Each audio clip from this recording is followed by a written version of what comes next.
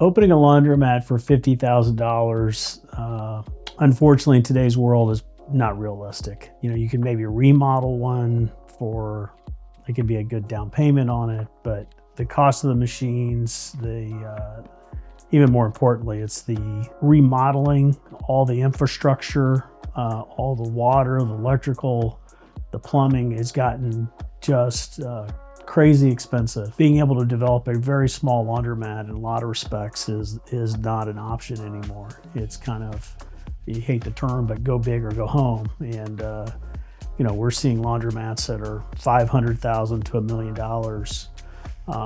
They work if you have the right demographics and et cetera, but being able to do kind of a small mom and pop type laundromats, unless it's a remodel in a small little space that the utilities are there, you can't get it done. It's a difficult question. It's like, well, how much is a house today?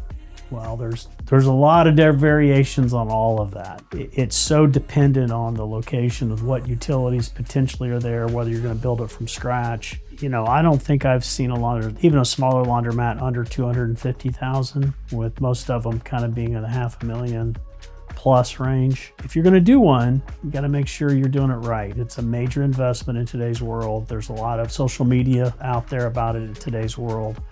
Some of there's some truth to it, but there's also, they're giving you the shiny side of it, not maybe the more realistic side of it in a lot of respects. So, working with somebody that has that experience, that has led customers to successful building a laundromats, that have got the experience, I think is really vital to making sure you're investing with the right people that set you up for success. Those are all really good questions as far as where can you get lending capabilities. I mean, obviously the manufacturers have them. We've got third-party lenders. There's a variety of ways that we can help get laundromats financed, but you're still going to need some capital. So how that capital gets organized, whether that's you personally pulling it out of what other kind of funds, whether you're putting an investor group together for the down payment, that would be the owner's responsibility to come up with that capital.